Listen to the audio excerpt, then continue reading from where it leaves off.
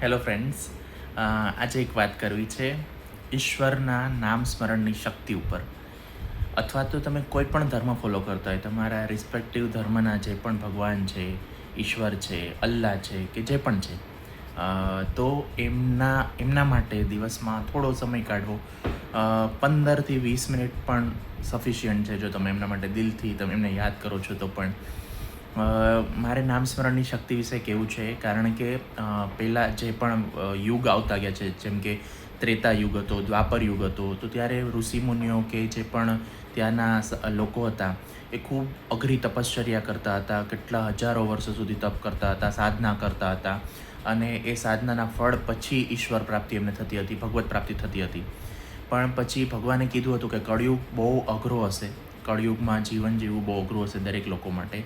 તો કળિયુગમાં હું એવું નથી કહેતો કે બધા સાધના તપશ્ચર્યા કરશે અને કઠોર તપ કરશે તો જ હું એમને પ્રાપ્ત થઈશ. ઈશ્વરે કીધું છે કે મારું નામ સ્મરણ માત્ર કરવાથી હું જે તે વ્યક્તિને પ્રાપ્ત થઈ જઈશ.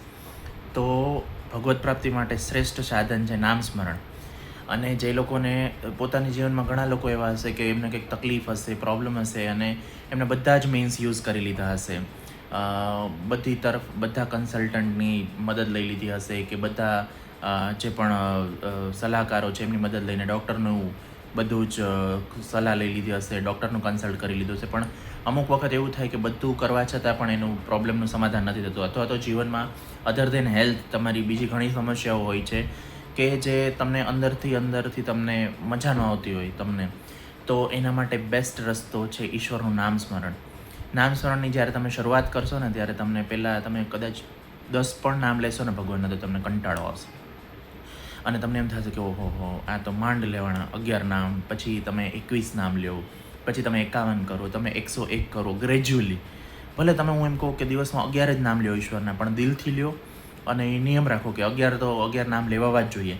અને પછી ગ્રેજ્યુઅલી ધીરે ધીરે કરતાં તમને અંદરથી મન થશે કે મારું આજનું ભગવાનનું નામ સ્મરણનું કામ છે, તો એ રહી ગયું છે. કામ તરીકે જુઓ કે હા, આટલે મારું આજ પૂરું કરવાનું છે, પહેલાં એવી રીતે કરો.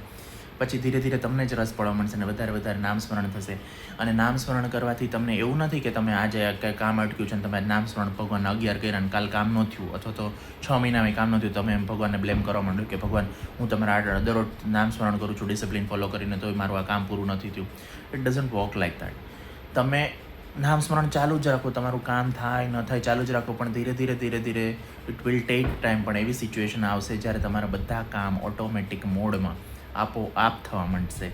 અને તમને ખબર છે કે એમાં નામ સ્મરણમાં એટલી શક્તિ છે કે બધી વસ્તુઓ એવી રીતે અલગ રીતે ભગવાન તમને મદદ કરવા આવી જાય ને કે તમને ખબર બી નહીં પડે, અને તમારા બધા જે ગૂંચવાડા છે ને એ બધા શોર્ટ આઉટ થઈ જાય અને બધા પ્રોબ્લેમનું સોલ્યુશન મળી જાય.